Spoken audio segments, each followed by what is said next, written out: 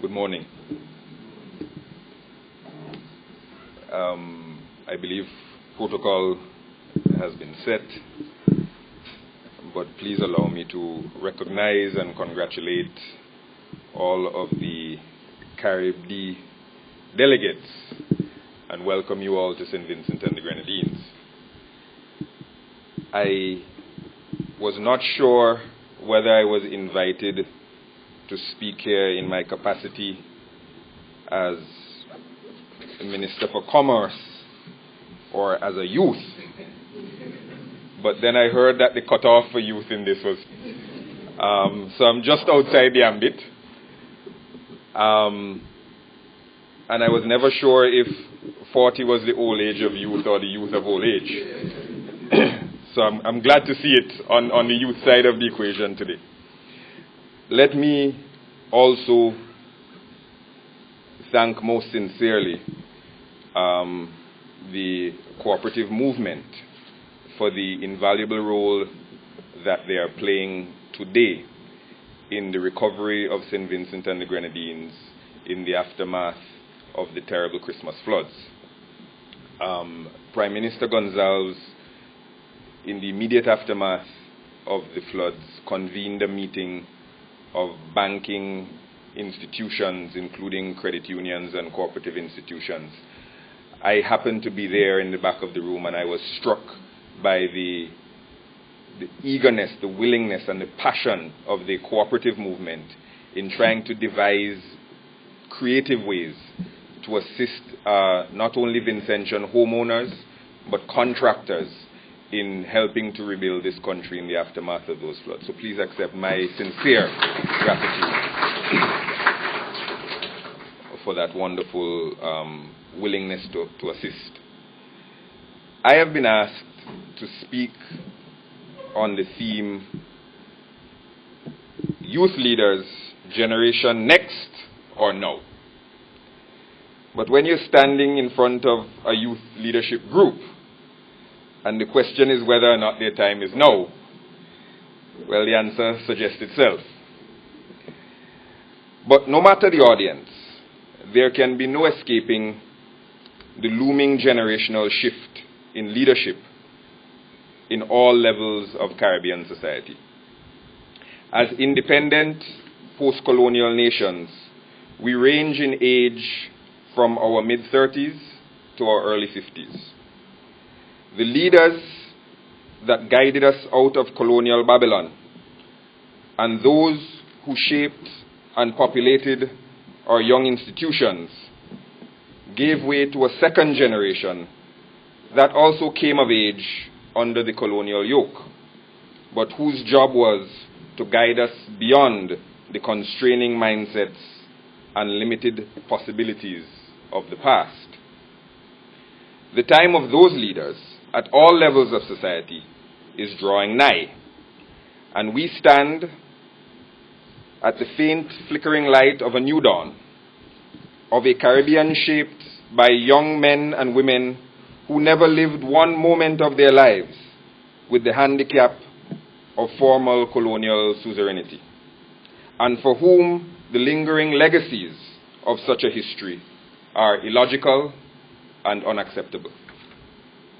There can be no doubt that the time for such a generational transformation is now, if for no other reason than the limits of our human frailty.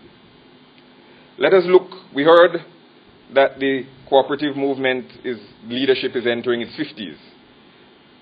But let us look in the field of politics, for example. Anyone with an actuarial background will confirm to you that it is statistically unlikely in the extreme that our current political leadership is sufficiently durable to take us through the next generation. The heads of government of the 14 leaders of independent CARICOM states have an average age of 62. And that mean is thanks in large part to 41-year-old Roosevelt Skerritt in Dominica. If you take out Roosevelt and 52-year-old President Martelly in Haiti, the average age jumps to 65, ranging from 70-year-old Pierre Christie in the Bahamas to the baby, Kamla Prasad Besessa, who is 61 in Trinidad and Tobago.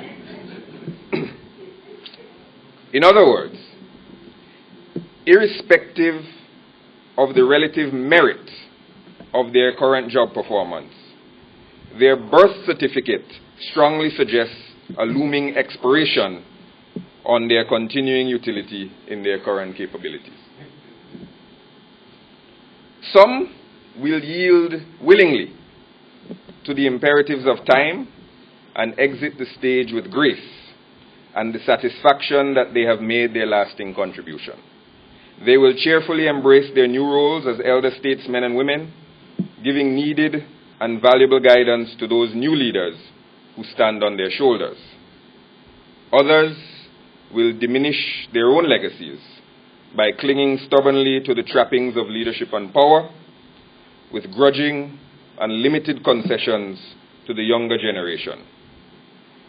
But whether with pleasure or antipathy, all shall eventually succumb to the irresistible demands of rebirth and reinvention. The same is true, by and large, in the financial sector, as seen in the leadership of our commercial banking and credit union institutions. Even Brother Junior Bacchus, President of the League, is now more senior than Junior.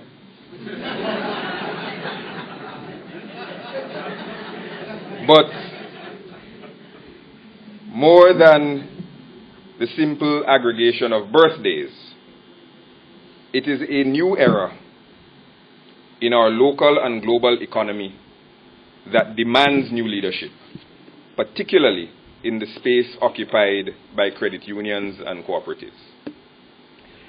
The global financial and economic crisis, which began in 2008 and continues today, exposed the limitations, contradictions, and indeed presaged the impending collapse of the existing international financial architecture. Much like our current crop of political leaders, whose very age suggests an impending changing of the guard, so too does the dotage of the global financial architecture demand its reinvention.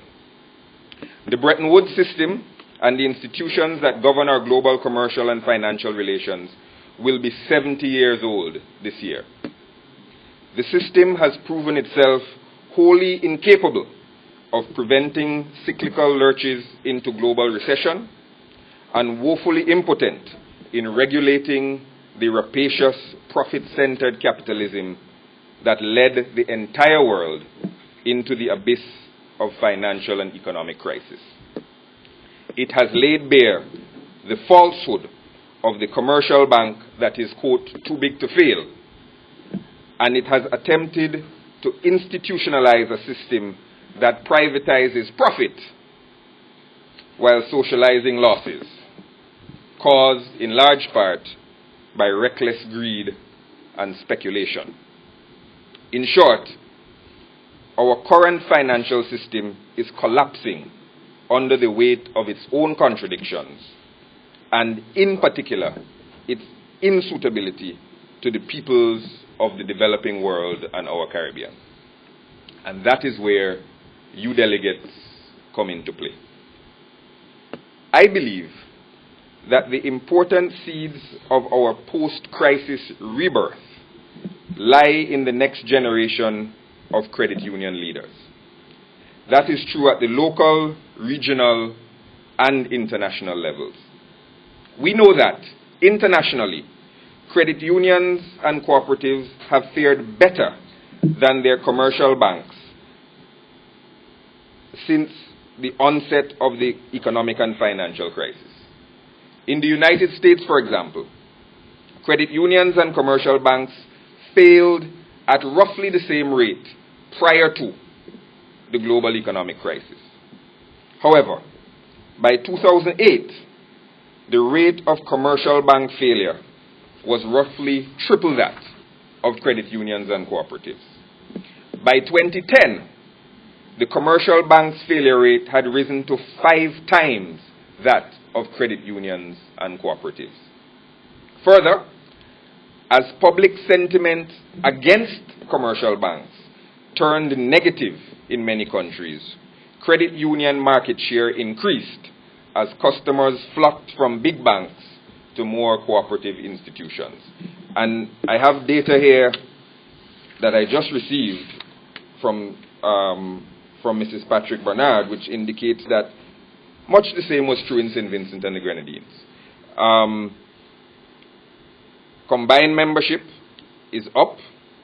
Youth membership year over year is up 19% in St. Vincent and the Grenadines. Combined savings are up. And youth savings, that savings, they define it 25, not 40. But youth savings are over $17.7 million here in St. Vincent and the Grenadines, also an increase.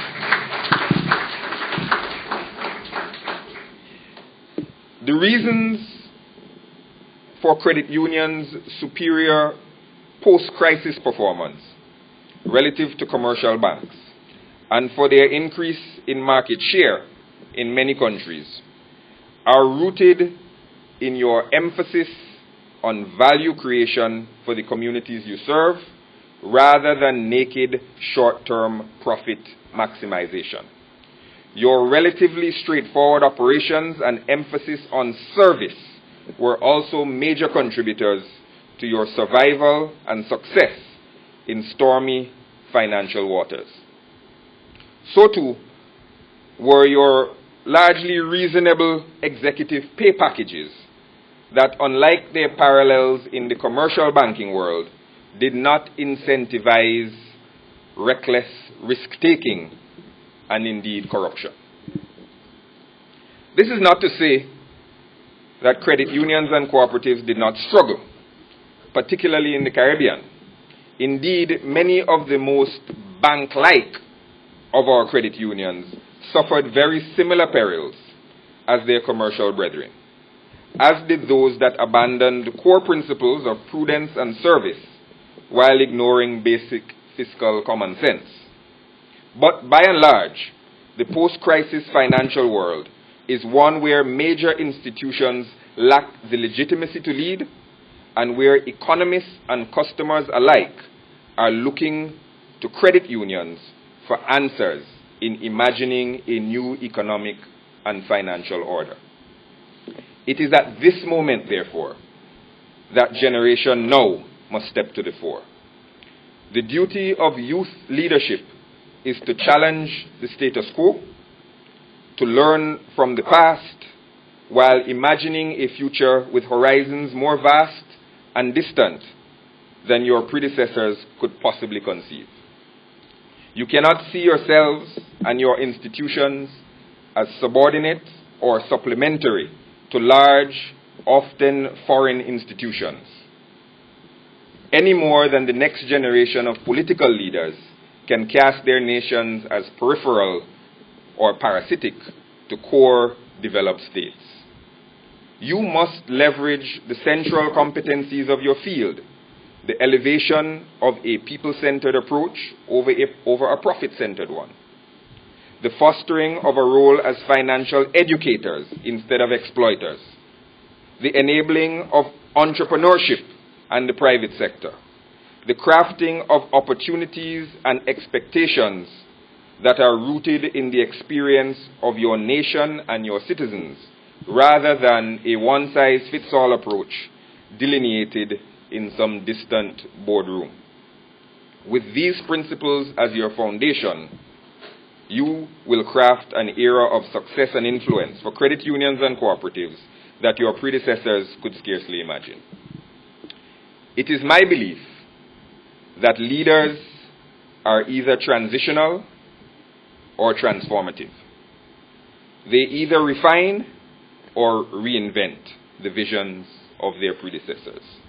Today, the times call for a transformative, creative, prepared, optimistic, and energetic new generation of leaders, and no more so than in the credit union and cooperative sector, whose legitimacy and credibility are honors that carry the responsibility of greater leadership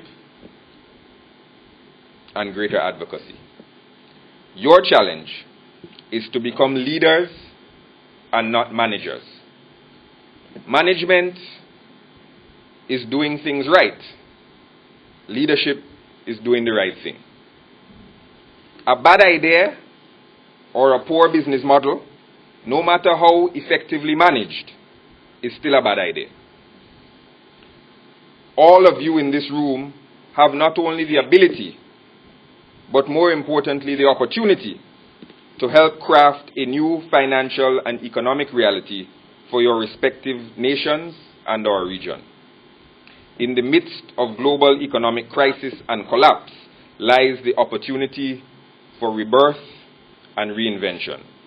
Such a rebirth demands bold vision and fearless pursuit of a people-centered, Caribbean-flavored recipe for growth and development. In this bold pursuit of a new day, of a new order, do not be afraid of making mistakes, but let they not be the mistakes of your predecessors.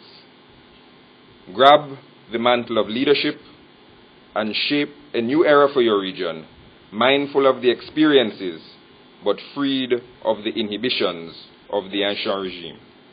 Your time is now. I thank you very much for your attention.